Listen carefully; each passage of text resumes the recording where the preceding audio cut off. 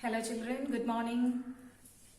So as we have completed our first and second chapter, that is development and forest and wildlife resources, now moving on to the third important natural resource without which we can't survive is water as a resource. So next, moving towards the third chapter, one of the most important natural resource that we need, that we means all the species need for their survival, that is water resources. Water resources. One of the most important. First chapter we have studied about, we are studying in each and every chapter, we are studying about the different kinds of natural resources which are needed for the country's development. Country's development will be possible only through human development, which we have already discussed. So what are the other type of? First chapter we have studied about the land as a resource as well as soil as a resource. In second chapter we have studied about the two important natural resource, that is plants as well as animal species. So from all these chapters, what we can conclude is regarding the land as a resource and soil as a resource, we studied, or we can conclude that we human beings are not utilizing these natural resources properly. It's because of this reason still we remain as a developing country. In the last chapter, that is forest and wildlife resources, what we can conclude is human beings are not utilizing these plants and animal species, or because of the practices of human beings, many of these species got extinct. So next we are moving towards the another natural resource that we need, or which are very essential for our survival, that is water resource. We know that water is a natural resource. Water is a natural resource. At the same time, we have already studied in the first chapter or in the lower class regarding the different classification of natural resources. So, on the basis of this, we can say, or we can take this water resources as a renewable resource. Water as a renewable resource. Water is a renewable resource. On what basis we can say, children, it's a renewable resource? Renew, reuse, which can be used again and again. On what basis we can say that water is a renewable resource? Water is a renewable resource. On what basis we can say that it is a renewable resource? See, all of you knows that we receive water, or we get water through what? Natural rainfall. Through natural rainfall. How we are getting these rainfall? Through the process of what we call it as hydrological cycle. What we call it as? Hydrological cycle. Hydrological cycle, which is otherwise called as water cycle. Hydrological cycle is otherwise called as water cycle. So it is through the process of water cycle or hydrological process we receive what? Water. How long this process continues? How long this water cycle continues its process? Till then we can say that water is a renewable resource. Isn't it? Evaporation, precipitation, condensation, through all these processes we experiences, or we people, or all these species gets what? Water. As such, we can take, or we can say that water is a renewable resource. You know that when we take the case of India or the whole earth, we can say that we, in very lower class itself, we are saying that 97% of the earth's surface is covered by what? Water. 97% of the earth's surface is covered by water, and the remaining, out of this, 3/4 of the earth's surface is covered by water. 3/4 of the earth's surface is covered by, 3/4 of the earth's surface is covered by water. Out of this 3/4, 97 is present in oceans. 3/4 of the earth's surface is covered by water. Isn't it? Out of this 3/4, 97% is 97% of water is present in oceans. You know that as they are salty, we are not able to use it. Then, what about the remaining? 2% of the water are in the form of glaciers or in the form of what we call it as ice sheets. 2% in the form of glaciers, ice sheets. So that also we are not able to use. And the remaining 1% is in the form of what? Fresh water. This fresh water, only 1% we have fresh water. This 1% fresh water is present in the form of groundwater, in the form of surface runoff, and in the form of moisture content or humidity content in the atmosphere. So this 1% of fresh water is in the form of groundwater, that is in the form of well, the water in the wells. In the form of surface runoff, that is water in the form of rivers, water in rivers, ponds, yes, streams or lakes, everything you can say the example for surface runoff. Then humidity content in the atmosphere. It is this 1% of fresh water we are utilizing, we the human beings are utilizing. The whole of the population of the world is are utilizing this 1% of fresh water. So now in this chapter we are going to deal with this 1% of fresh water.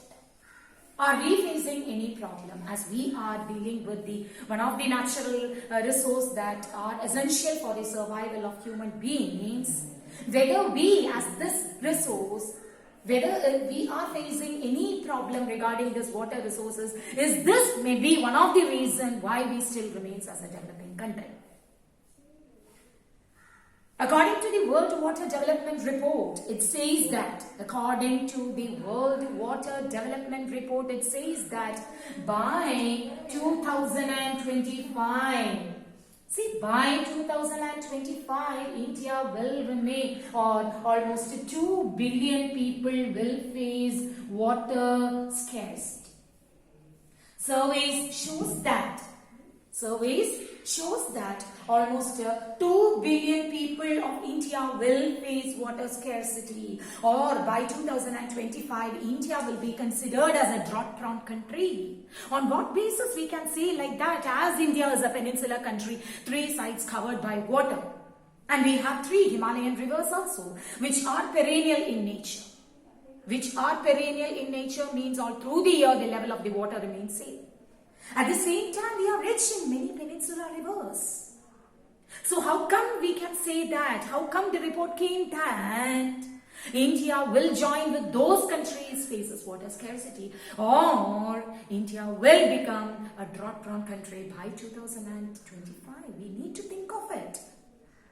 I told you in the previous classes itself that no other country in the world is having this much beautiful or this much rich natural resources. So northern side, we have the Himalayan rivers, many tributaries, many of the rivers are originating from the Himalayan areas, and thus we can say that they all are perennial in nature. Southern side, we have lots of peninsular rivers, and the 3 sides of India are covered by water. Arabian Sea, Bay of Bengal and Indian Ocean. Then how can we say that? On what basis it is said that by 2025 India will face water scarcity? We need to think. We need to think of it. When we take the case of water scarcity, actually children, what do you mean by water scarcity? Water scarcity. Scarcity means what? Limited in quantity. Limited in quantity in relation to its demand. Which means people need this particular resource. At the same time, it is not that much available to satisfy the needs of the people. That we call it as that, or that is called as what? Scarcity. So water scarcity means acute shortage of water in relation to demand. Or people are not getting enough. In very simple words, we can say that people are not having enough water to satisfy their basic needs. Why? Because of what reasons? So when we go into the details of the causes of water scarcity, what are the causes of water scarcity? Very well we know that India is a what? Populous country in the world, isn't it, children? Second most populous country in the world. So this is one of the most important reasons for our backwardness. We can say like that. Even though resources, we are rich in resources, but these resources are not able to satisfy the growing needs of the people that much. Population is going on increasing. So the first point itself, we can say the causes of water scarcity as increase in population. When population increases, automatically the demand for water also increases. Isn't it? For agricultural, compared to the earlier time, agricultural productivity is going on increasing, isn't it? To increase the productivity from all the three sectors, for the production processes in all the three sectors, we need what? Water. As the economy is developing, the demand for water also is increasing, isn't it? So the second point, as the economy is developing, so we can write a point as industrialization. Industrialization. Lots of industries are going on establishing after 1950s.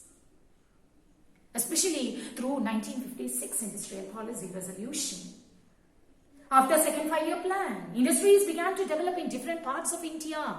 So what happened? For the production processes in industries, we need what? Water. We need water. So when number of industries increases, naturally the demand for water also will increase, and that will give way to what? Urbanization. That will give way to urbanization. Urbanization means development of the areas. Urbanization, township. Industries increases naturally means what? All the people living in the rural area will start shifting to that particular area, isn't it? Where industries are there, where market facilities are there, where educational facilities are there. Naturally, that area, when the population goes on increases, if it is more than 1 million, naturally that area is called as a city or a town area. It will give way to what we call it as urbanization process. So naturally, see, there is a saying that industrialization always is being followed by urbanization. Industrialization is what we call it as it's a step towards development. Likewise, urbanization. Urbanization means an urban area, a town area where all the facilities are there. How all the facilities are available? Just before that, industries began to develop in that region. In 8th standard, you have studied that more and more industries, group of industries together forms an industrial region.